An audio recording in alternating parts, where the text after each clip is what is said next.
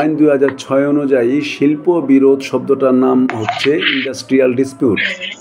Industrial dispute মানে হচ্ছে শিল্প বিরোধ, যার বাংলা হচ্ছে, যার মানে হচ্ছে চাকুরির শর্ত বা চাকুরির নিয়োগ বা পরিবেশ সংক্রান্ত বিষয় নিয়ে। তাহলে চাকুরির নিয়োগ, চাকুরির শর্ত, কাজের অবস্থা বা পরিবেশ, এই কয়েকটা ফ্যাক্টরকে নিয়ে মালিক এবং শ্রমিক পক্ষের মধ্যে যদি মতবিরোধ হয় তখন তাকে বলা হবে শিল্প বিরোধ, মালিক এবং শ্রমিকের মধ্যে দ্বন্দ্ব। তাহলে চাকুরির নিয়োগ, চাকুরির শর্ত, কাজের অবস্থা এবং পরিবেশ, এই চারটা গ্রাউন্ডস, চাকুরির শর্ত, নিয়োগ, কাজের অবস্থা, পরিবেশ, এই চারটার মধ্যে যদি কোনো ধরনের মতানৈক্য হয় মালিক এবং শ্রমিক পক্ষের মধ্যে, তখন এই দ্বন্দ্বটাকে, বিরোধটাকে বলা হবে শিল্প বিরোধ, ইন্ডাস্ট্রিয়াল ডিসপিউট। শিল্প বিরোধটা কে উত্থাপন করবে? মালিক উত্থাপন করতে পারবে, আর যদি যৌথ দর কষাকষি বিধান থাকে তাহলে যৌথ দর কষাকষিও এটা করতে পারবে, উত্থাপন করতে পারবে। বলছে কখন একটা ব্যক্তিগত বিরোধ শিল্প বিরোধে পরিণত হতে পারে? বলছে যে এই ব্যক্তিগত বিরোধটা যখন মালিক শ্রমিকের মধ্যে দ্বন্দ্ব থাকে তখন সেটাই স্বাভাবিক। শ্রমিকদের মধ্যে কারোর সাথে দ্বিমত হওয়া মানে এটা আস্তে আস্তে আস্তে আস্তে বড় পর্যায়ে চলে যায়। ব্যক্তিগত বিরোধটা শিল্প বিরোধে তখন এটা টার্ন করে, এটাকে আর থামিয়ে রাখার স্কোপ থাকে না। শিল্প বিরোধ হিসাবে এটাকে আমরা টার্ন করতে আমরা দেখব শিল্প বিরোধ। এখন বলা হচ্ছে যে এটার মধ্যে মালিক বা যৌথ দর কষাকষি এক পক্ষ আরেক পক্ষকে লিখিতভাবে জানাবেন। লিখিতভাবে জানানোর পর উভয় পক্ষের প্রতিনিধিদের মাধ্যমে এটা সুরাহা করা সম্ভব চেষ্টা করা হবে। উভয় পক্ষ প্রয়োজনীয় দস্তখত দিবেন। সমাধান হলে তো ভালো, সমাধান যদি না হয় তাহলে এটা চলে যাবে সালিশের কাছে। সালিশ আবার কী করবেন? সালিশ আবার এটাকে মিউচুয়াল করার চেষ্টা করবেন, উভয় পক্ষের সাথে বসবেন, প্রতিনিধি নিয়ে বসবেন, সালিশ এটা সলিউশন করার জন্য বলবেন। যদি সমাধান করতে পারেন তাহলে সবাই আপোসনামার মধ্যে সইটই করে একটা প্রস্তুতি নেবেন। এখন প্রশ্ন হচ্ছে যদি সালিশও কন্ট্রোল করতে ব্যর্থ হয়, সালিশও পারল না মিটমাট করতে, শিল্প বিরোধ। এবার এখন চলে যাবে মধ্যস্থতাকারী একটা পার্ট আছে, আরবিট্রেটর বলে, মধ্যস্থতাকারী। তখন এটা তার কাছে যাবে মধ্যস্থতার অনুরোধ পাওয়ার 30 দিনের মধ্যে পক্ষগণকে নিয়ে একটা ডিসিশনে পৌঁছাবেন, এবং যদি সিদ্ধান্ত পৌঁছাতে পারেন, সমাধান করতে পারেন, তাহলে তারা কী করবেন? তারা উভয় পক্ষকে কপি দিবেন রায়ের, এবং এই সিদ্ধান্তটা চূড়ান্ত বলে গণ্য হবে। হ্যাঁ, তবে মধ্যস্থতাকারী যদি কোনো ডিসিশন দেয় এর মেয়াদকাল থাকবে 2 বছর পর্যন্ত। 2 বছর পর্যন্ত এটা থাকবে, 2 বছর পর্যন্ত কাজ করবে। এটা হচ্ছে মেইন বিষয়টা নিয়ে কাজ করতে। তাহলে আমরা দেখতে পেলাম মূলত সালিশের দিকে যাবে, সালিশ সলভ করতে না পারলে মধ্যস্থতাকারীর দিকে যাবে। এইভাবে এই কাজগুলিকে সামনের দিকে অগ্রগামী হবে। এটা হচ্ছে শিল্প বিরোধের কন্ডিশন বা শিল্প বিরোধের অবস্থা।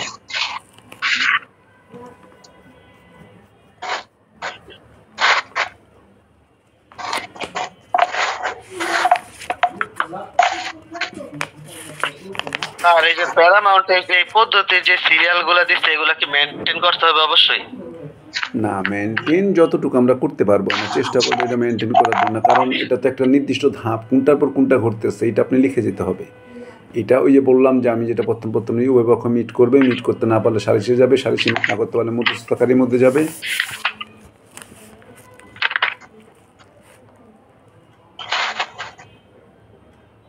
স্যারেরা কি আর খাতাতে সময় কিছু ফলো করে? এটা স্যাররা বলতে পারবে, স্যাররা কতটা কি করবে। সব স্যার তো একই রকম গ্রেড থেকে বিচার করে না, একজন শিক্ষক। না, এটা তো নিয়মের মধ্যে, এটা নিয়মের মধ্যে মনে হয় এটা ফলো করতে পারে।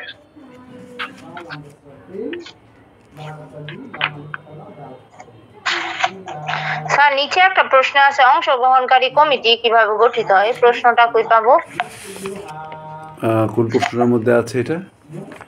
ওই যে শিল্প বিরোধের প্রশ্নের ইসেতে। এটা আমাদের প্রচলিত গাইডগুলিতে পাচ্ছেন না কোথাও? প্যারামাউন্টে নাই স্যার।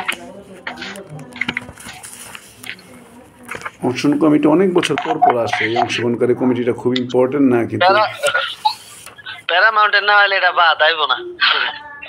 হ্যাঁ, সম্ভাবনা কম। একদম ঠিক।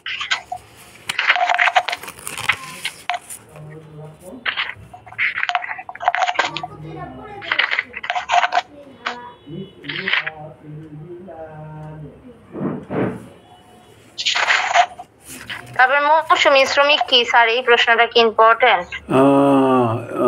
খুব ইম্পর্টেন্ট, তালিকা আমরা রাখছি না এই প্রশ্নটুক, মানে লেজুর প্রশ্ন তো। মৌসুমী শ্রমিককে, মৌসুমী শ্রমিক তো আমরা বাজে মৌসুমী কারখানা যদি বুঝতে পারি তাহলে কারখানার শ্রমিক হচ্ছে মৌসুমী শ্রমিক।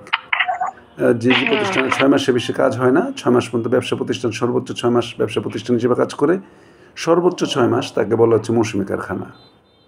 স্যার আরেকটা কথা, প্রধান পরিদর্শক আর শ্রম পরিচালক কি এক নাকি দুইটা আলাদা? দুইটা আলাদা। প্রধান পরিদর্শক হচ্ছে ইন্সপেক্টরদের হেড, চিফ ইন্সপেক্টর মানে প্রধান পরিদর্শক। আর লেবার ডিরেক্টর হচ্ছে শ্রম পরিচালক, হচ্ছে যিনি মূলত শ্রমিকদের এই যে রেজিস্ট্রেশন থাকা না থাকা বিভিন্ন বিষয়গুলি ডিল করবেন। এই দুটোর মধ্যে পার্থক্য আছে। যদিও প্রধান পরিদর্শক আমরা 22-এ আমরা মানে 22-এ না মানে প্রধান পরিদর্শকের বিষয়টা আমরা 20-এ দেখতে পাচ্ছি,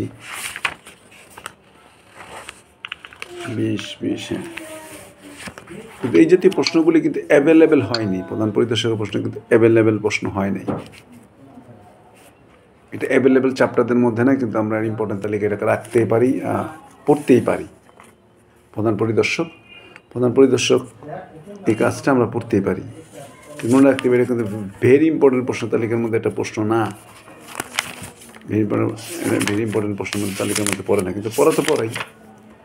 তাহলে প্রধান পরিদর্শক সম্পর্কে আমরা দেখতে পেলাম, আমাদের বলছে যে প্রধান পরিদর্শকরা সরকার নিয়োগ দিতে পারবে যত সংখ্যক প্রধান পরিদর্শকের সাথে সাথে প্রধান পরিদর্শকের নিচে আরও অনেক পোস্ট আছে, উপপ্রধান, সহকারী প্রধান, সহকারী পরিদর্শক ইত্যাদি ইত্যাদি।